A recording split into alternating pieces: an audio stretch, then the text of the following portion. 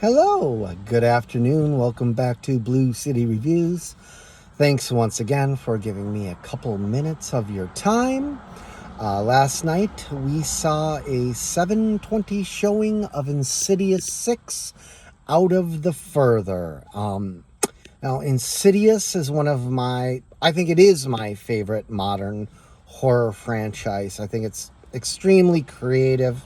Every new installment figures out new, clever things to do with the characters and the concept, and they continue to have fresh, new, talented voices take a pass at each new movie. You had James Wan and then Leigh Whannell, and even they let their star Patrick Wilson have a shot. And I really like the Insidious films. All five of the initial films. Obviously, the ones involving the Lambert family, to me, are the strongest. You can call it the Lambert trilogy. The first two films, and of course the fifth film, which serves as a bit of an epilogue, I think, to the first two films. It involves, the Lambert family, Rose Byrne and Patrick Wilson, and to me, those three are the strongest installments. But I went into this with relatively high hopes, hoping for something at least as good as Insidious 3 or 4, and it definitely was, perhaps even a little bit better than those.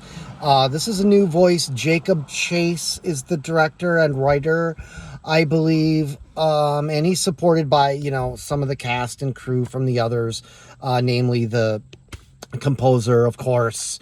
His music is signature. As much as the Nightmare on Elm Street theme was key to Freddy Krueger, I think Joseph Bashar's music in this series is key to propelling it. And you have some returning players, namely Lynn Shay, who is always fantastic. She's key to making this series work. She's key to the magic, really. And a couple of other familiar faces returning as well. And a lot of the villains that we've grown used to at least have cameos here, or full-blown scenes that doing things you've never seen them do, which was great. The CG to me was not overblown the way it is in a lot of these pictures. In fact, I know this isn't the case, but a lot of it felt practical to me. Maybe that was just the mood I was in, or maybe my view will change when I see it in 4K or Blu-ray or something. But a lot of this felt practical, much like Black Phone 2. This is a little bit Nightmare on Elm Street-esque in some of its plot devices, but that's okay, because if you're going to steal from the best. I really enjoyed this film. A new family faces the threats of the further. That's really the plot here. There are some tweaks to it, but really the real creativity comes in what they do with the scenes involving, the astral projection and all of these evil spirits and the further. You can do a lot with that concept.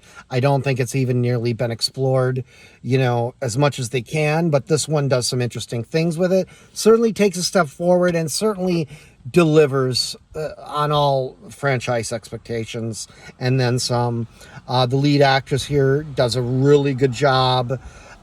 She kept reminding me a little bit of Naomi Watts, but again, maybe that was just the haircut, or a younger Naomi Watts, one of my favorite actresses. But maybe that was just the haircut, or again, the mood I was in. That could change again when I watch it on video, which I definitely will. This is a big thumbs up. I was squirming through a lot of it.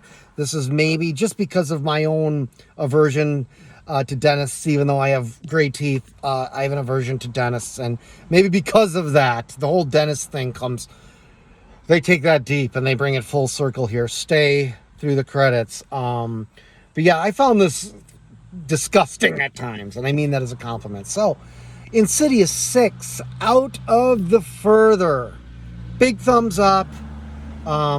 definitely going to pick up the soundtrack as I always do. Joseph Bashar is great, and I hope this does well enough to get a 7th, because much like the Nightmare on Elm Street films of the 80s, I feel like this is the superior horror series of a lot of things that were running concurrent to it, including Saw and The Conjuring, and I think this is better than all of that. So thanks once again for watching.